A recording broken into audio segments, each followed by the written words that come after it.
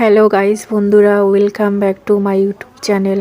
তো এখন দেখতে পাচ্ছেন আমার ভিডিও। তো আমি গিয়ে তোমার সকালবেলা ঘুম থেকে উঠলাম, ওঠার পরে দেখলাম টেবিলটা কীরকম হয়ে আছে। তো খুব বাজে একটা পরিস্থিতি হওয়ার পরে তো ভাবলাম যে দেখলাম যে বরের জ্যাকেটটা কীরকম হয়ে আছে, ওইটাকে ভালো করার জন্য ওইদিকে ভালো করে ঠিক করতেছিলাম। করার পরে ভাবলাম যে ও সবসময় ঘরগুলোকে কীরকম নোংরা করে রাখে। আমি প্রত্যেক দিন ভালো করে গুছাই, তারপরেও ও সবসময় নোংরা করে রাখে। বুঝি না ও কবে চেঞ্জ হবে।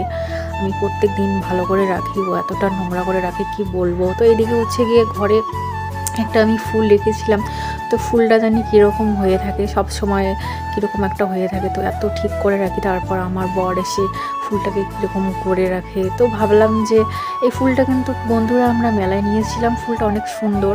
তো অনেকেই পছন্দ করেনি, তো আমি ও আমার বর ফুলটাকে পছন্দ করছিলাম, করার পর এনেছিলাম। তো অনেকেই বলছিল যে ফুলটা নাকি ভালো না।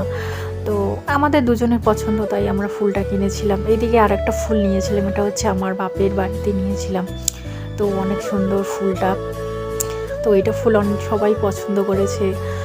তো কি বলবো, আমার ফুল খুব ভালো লাগে, তাই আমি ফুল কিনি।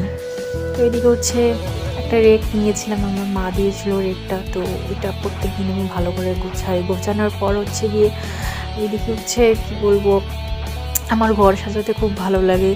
তো তারপরে গিয়ে দেখলাম আমার শ্বশুর শাশুড়ি টেবিলটাকে কীরকম করে রেখেছে। ওরা সকালবেলা উঠে চা করে খায়, খাওয়ার পরে ওখানেই কাপগুলো রেখে গিয়েছিলো। তো আমি ভালো করে পরিষ্কার করছিলাম। তো আমার পরিষ্কার করে রাখতে খুব ভালো লাগে বন্ধুরা। তো আপনারা সবাই আমার ভিডিও দেখতেছেন, জানি না কীরকম হচ্ছে ভিডিও, আমি নতুন তো জানি না কীরকম করে বলতেছি, আপনারা বুঝতে পারতেছেন কি না। তো এদিকে গিয়ে টেবিলটা ভালো করে পরিষ্কার করলাম, করার পর এর দিকে ছুরিটা রাখলাম, জানি না কারো হাতে লাগে কি না। তো আশা করি সবাই ভালো আছেন। কি বলবো, আমি ইউটিউবে প্রথম ভিডিও ছাড়তেছি, ভালো করে দেখবেন। তো আমার শ্বশুর, আমি বিয়ে করে এসে দেখি যে আমার শাশুড়ি একটা টার পেতেছিল। তো ওইদিকে ওরা জামা কাপড়গুলো রাখে। তো আমি ভালো করে সবসময় ভালো করে রাখি, যেন কোনো দিকে খারাপ দেখা না যায়, কি বলবো। তো এই ভাবছিলাম যে এই তারটাকে কেটে দেবো। তো ভাবলাম যে বাড়িটা তো ছোটো, তো কী করবো।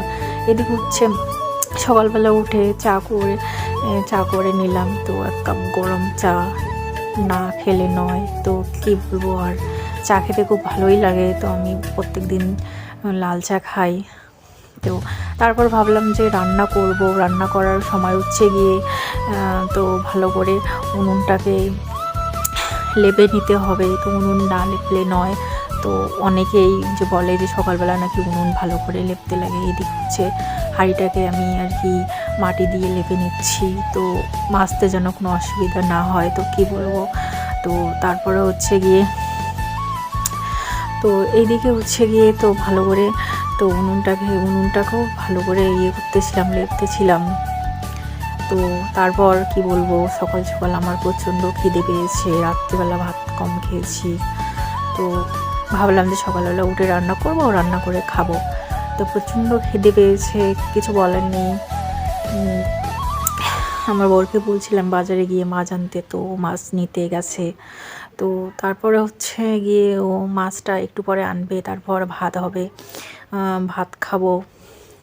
তো এইদিকে খড়িগুলো আঁকার মধ্যে দিয়েছিলাম, দেওয়ার পরে গিয়ে তোমার এইদিকে ভাবতেছিলাম যে কখন আমার বর আসবে বাজার থেকে, মাছটা নিয়ে আসবে, মাছ কাটবো, তারপর রান্না করব, রান্না করে খাবো। তো এইদিকে ওই যে হাঁড়িটা ওইখানে রেখেছিলাম। তো ভাবলাম যে একটু পরে ওইটাকে করব। তো এইদিকে আলু কাটছিলাম, আমার শাশুড়ি আবার শাক নিয়ে আসলো। শাকটাকে আবার ভালো করে কেটে দিল। কেটে দেওয়ার পরে তো বলল যে ভালো করে রান্না করিস। তারপরে ভাবলাম তো ভালো করে রান্না করতে হবে, আমার শাশুড়ি বলছিল ভালো করে রান্না করতে। এইদিকে ভাতের ফ্যানটা হয়ে গেল, তো ভাতটা হওয়ার দিকে তারপর আমি আলু কাটতেছিলাম, এইদিকে তারপর মশলাগুলো বাটছিলাম। তো মশলা বাটা হয়ে গেছে, এখন রান্না করব, রান্না করে একটু খাবো। এখানেই ভিডিও শেষ।